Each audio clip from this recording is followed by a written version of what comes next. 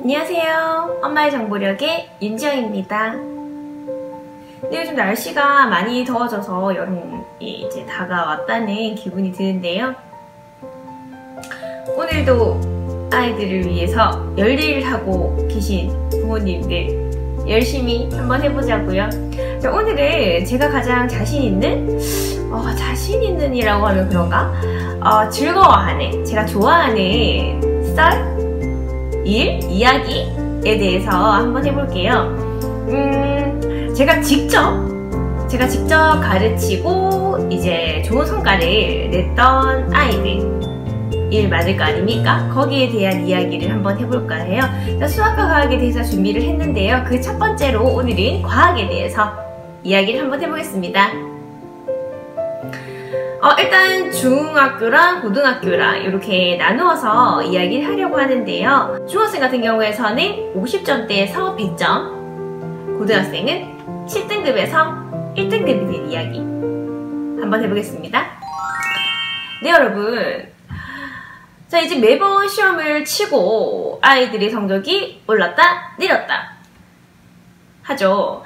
특히 다른 건 몰라도 국영수사가 주요한 과목에서는 성적이 좀 떨어지지 말았으면 하는 게 다 같은 엄마의 마음 아니겠습니까? 하지만 정말 죽어라고 공부를 하는 것 같은데 성적이 오르지 않은 아이도 분명히 있을 거예요. 그 문제점도 이쯤 발견을 못한 경우일 수도 있고요. 자, 그럼 이런 이야기를 통해서만 도움이 되었으면 하는 바람에 이 시간 한번 준비해 봤습니다. 네, 일단 과학 같은 경우에는요, 예전에는 약 한 5년 전, 10년 전 이렇게는 과학까지 공부를 시키진 않았어요. 과학 전문학원도 별로 없었고요. 근데 이제 몇 년 전부터는 초등 실험, 초등 사고력 이것 때문에 초등 때부터 학교를 많이 보내죠, 학원을. 근데 그 학원도 실험이나 또는 사고력에 관한 게 많을 거예요. 그러니까 그거 굳이 우리 아이가 그냥 저는 평범하게 착하고 예쁘게만 자랐으면 좋겠는데 굳이 초등학교 때부터 잘 놀아야 될 아이를 굳이 시켜야 할까요? 라고 많이들 물으시는데 물론 인생에 정답이 없듯이 공부에도 딱히 정답이 있진 않아요. 하지만 분명한 건 초등학교 때 했던 아이들은요, 사고력의 확장 그리고 수학의 연결이 그 응용들이 사실 과학이 많이 되기 때문에 한 아이랑 안 한 아이랑은 생각의 차이는 분명 있을 수 있어요. 물론 초등학교 때 거기를 보내도 놀러 다니는 아이들도 있잖아요. 근데 정말 진정하게 공부를 했던 아이들이라면요.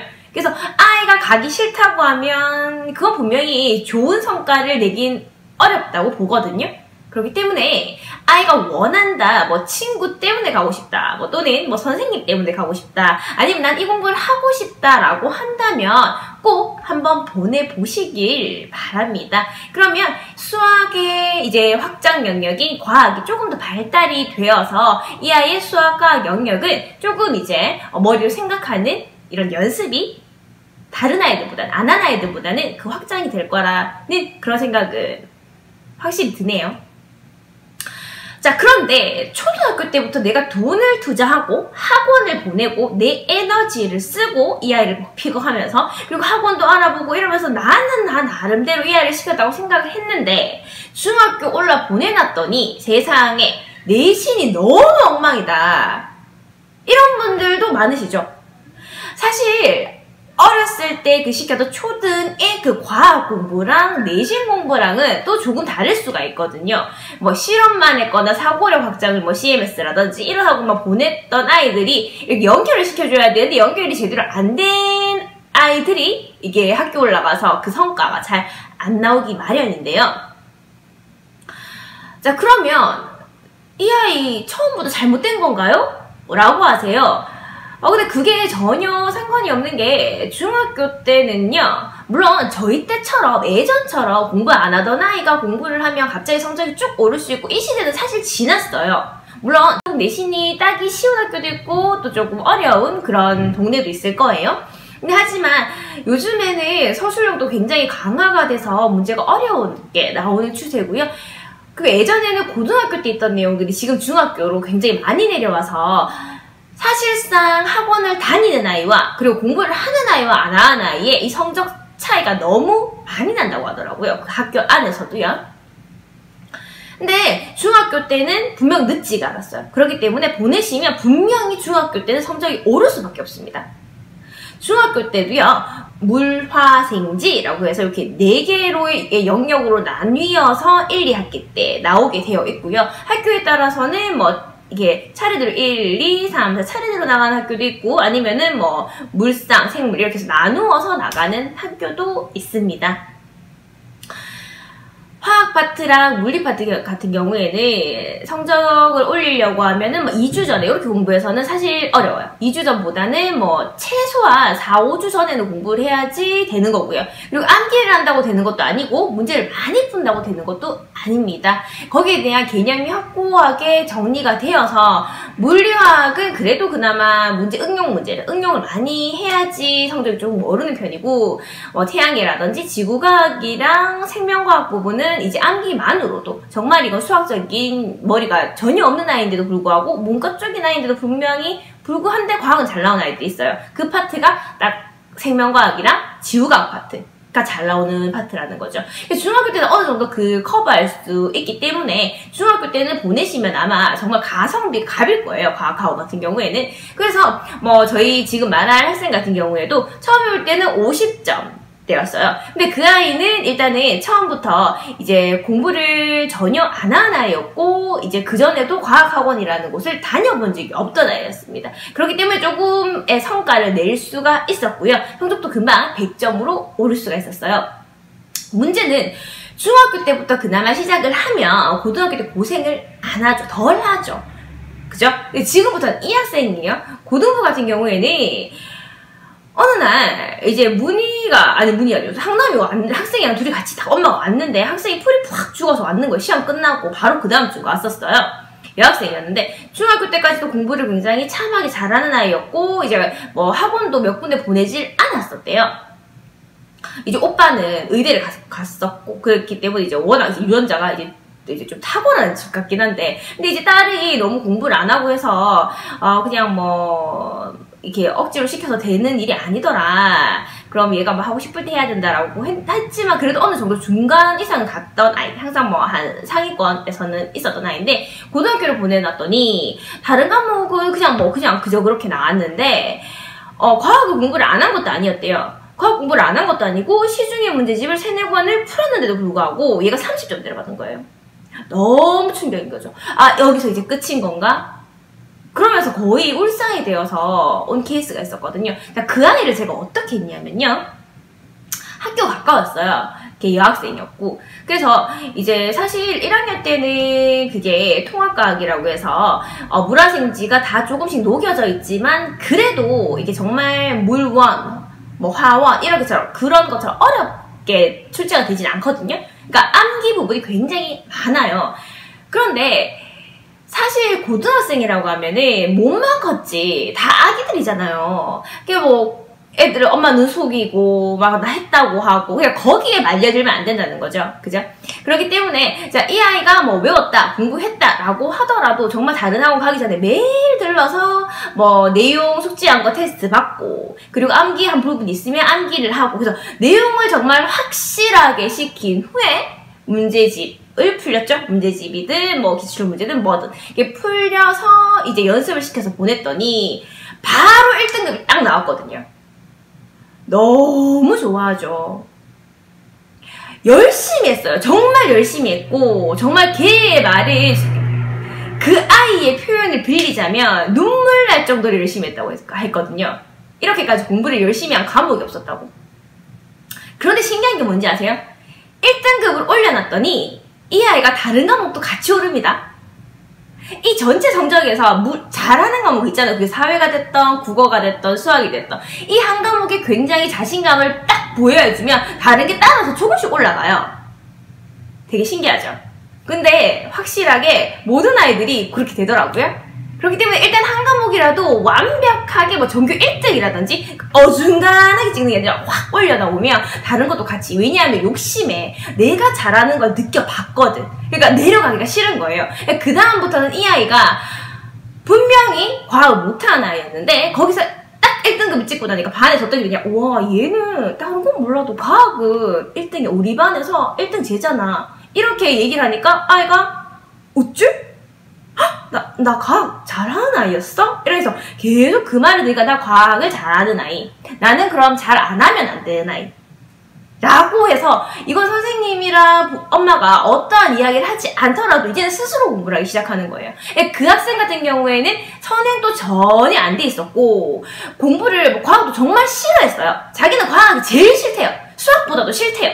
왜 이렇게 싫은지 차라리 수학이 낫대. 이런 아이였는데 그걸 어느 정도 올려놓기 시작하니까 그 다음부터는 이제 선행을 들어야겠는데 뭐 생물이든 화학이든 이렇게 생물, 화학, 물리 쭉 했거든요. 쭉 하고부터는 지금 이제 고3이 되었는데 아직까지 1, 2등급 유지하고 있잖아요. 저도 너무 그때 기분이 좋아가지고 앞에 정말 빨간색 현수막으로 김땡진 축하한다 7등급에서 1등급으로 현수막까지 붙일 정도로 저도 너무 기분이 너무 좋았었거든요. 그만큼 학생이 따라주고 이제 열심히 하면 성적이라는 건 잘 오를 수가 있는 것 같아요. 하지만 열심히 하는데도 불구하고 이 아이가 계속 안 오르는 것 같고 뭔가가 이렇게 달성이 안 되는 것 같으면 꼭 어머니가 도와주셔야 되는 부분이 뭐냐면 그러면 아이에게도 에너지는 한정이 되어 있는데 계속 이제 실패만 경험한다면 그 다음부터는 하기가 싫거든. 나는 안 되는 아이. 나는 그냥 해도 안 되는 아이라고 생각을 해요. 그렇기 때문에 거기까지 가지 않도록 옆에서 엄마가 잘 케어를 해주셔야 된다는 거죠. 자, 여기에서 이 아이 2명의 이제 포인트라고 하면요. 두 아이 다 아이가 열심히 해야 된다는 생각을 정말 저 마음속 깊은 곳까지 했다는 거. 그건 당연히 공부의 기본인 거고요. 그리고 또 두 번째는 뭔지 아십니까? 굉장히 중요한 포인트는요. 엄마와 그러니까 그 부모님과 아이가 선생님을 믿었다는 거예요. 만약에 이 아이와 이 엄마의 기준에서는 다른 과목도 있기 때문에 이 선생님이 100문제를 냈어요. 그런데 10문제만 해도 성적이 오를 것 같은 거야. 다른 것도 난 너무 급한데. 그래서 자기네 나름대로의 기준으로 만약에 뭐 공부를 했고 뭐 숙제를 했고 뭐 거기 가는 것까지만 선생님이 뭐 부르면 부르는 대로 가는 게 아니라 딱 했다면 그래서 뭐 성적이 잘 나올 수도 있고 못 나올 수도 있겠죠? 그 선생님에 대한 믿음이 있어야 되는 것 같아요. 그러니까 뭐 엄마도 사실 뭐 그 선생님에 대해서 잘 몰라서 그냥 뭐 연기를 하더라도 일단 그 아이 앞에서는 이 선생님 정말 유명한 분이시래. 내가 정말 많이 알아보고 갔단다? 너 이 선생님이 하는 말만 들으면 진짜 너 1등 할 수 있어. 너 정말 100점 맞을 수 있어. 이렇게 이야기를 하잖아요? 그럼 이 아이 너 그런가? 한단 말이에요?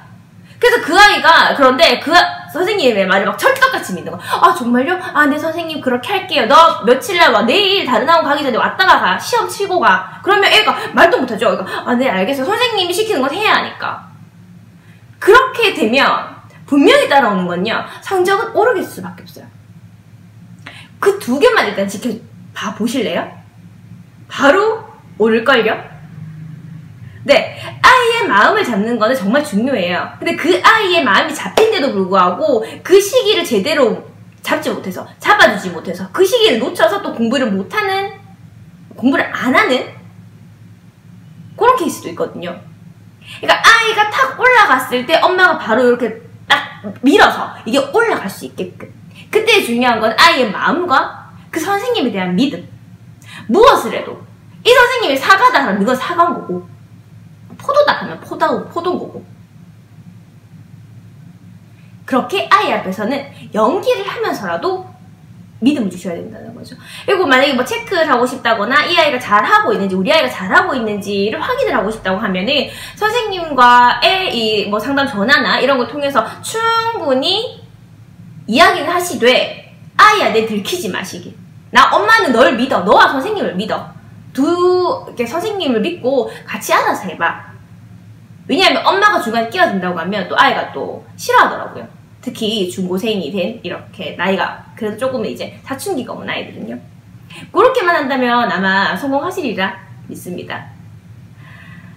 네, 아이들 공부시키는 거 쉽지 않을 거예요. 뭐 저도 아이들을 이제 공부를 시키면서 뭐 이러한 아이, 저러한 아이 많이 만나게 되는데요. 애살 있는 선생님들 꼭 찾으시기 바랍니다. 내 아이같이 정말 내 새끼처럼 이렇게 교육을 하고 이야기를 해주는 그런 정말 업무적인, 거기서 끝나는 게 아니라 친구 같고 선생님 같고 엄마 같은 이런 분에게 우리 아이 맡기면 얼마나 좋을까요? 어머니들이 원하는 그런 선생님 되기 위해서 오늘도 최선을 다해서 노력하겠습니다. 오늘의 이야기 많이 도움이 되셨으면 좋겠네요. 도움이 되셨다면 구독과 좋아요 꼭 부탁드리겠습니다. 자, 오늘은 여기까지 하고요. 다음 2탄은 수학 이야기로 다시 돌아올게요. 바이!